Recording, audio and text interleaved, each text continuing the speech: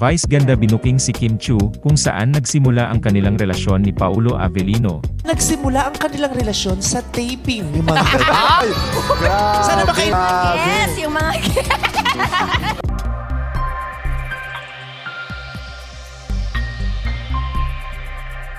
Tila napagtripan na naman ng unkabogable star na si Vice ganda ang chinita princess na si Kim Chiu patungkol sa estado ng relasyon nito kay Paulo Avellino. Sa intro ng segment ng It's Showtime na especially for you tinutukso ni Vice ganda si Kim Chiu habang binabasa nito ang spills. Dito napansin ni komedyante ang pagiging malambot ng chinita princess. Sambit ni Vice ganda, ang lambot, ang busilak, purong-puro walang halong dungis. Agad naman pinutol ang papuri ni Vice, at nagpasalamat sa kanyang mga fans na tumangkilik ng kanyang bagong palabas, na What's Wrong with Secretary Kim. At dito, sumali na si Vong Navarro at Jong Hilario, sa paggatong sa pang-asar ni Vice ganda. Sinabi ni Vong na batiin niya ang kasama niya sa kanyang palabas na nanonood ngayon. Banat naman ni Jong, dati ang nakakasama ni Kim ang Pao ngayon Kim Pao na.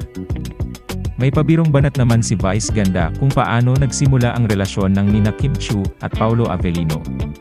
Ayon kay Vice, sana magkaroon sila ng episode tungkol sa couple na sa taping nagsimula ang relasyon. Hindi man direktang sinabi ni Mem Vice kung sino ang nasabing couple, ay halata namang ang Kim Pao ang pinapatamaan niya dahil sa pagtutok ng kamera kay Kim at pagpapawis nito. Hindi naman maitago ni Kim ang kanyang kilig sa mga sinabi ng mga It's Showtime host.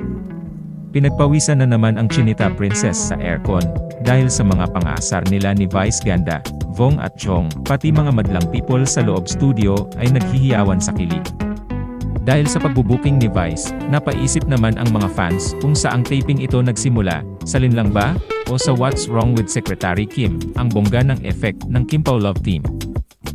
Dahil nga sa daming gustong makapanood ng What's Wrong with Secretary Kim, nina Kim Chiu at Paulo Avellino ay napadownload ang mga utaw ng streaming app na Viu, kaya naman naging #1 entertainment app ito sa App Store, Apple users, at gayon din sa Play Store, Android users. Pati mga kababayan natin na nakatira sa Europe, North at South America, na hindi sakop ng Viu, ay gustong-gusto ring mapanood ang unang romantic comedy, rom-com, series ng Kim Pao, kaya naman mega request sila sa ABS-CBN Studios at Dreamscape Entertainment na sana ay maipalabas sa bansa nila ang nasabing series. Wish granted naman agad ng Awant TFC ang wish na ito para sa mga Pinoy na nasa North America, dahil available na roon ang Philippine adaptation ng What's Wrong with Secretary Kim sa nasabing kapamilya streaming platform.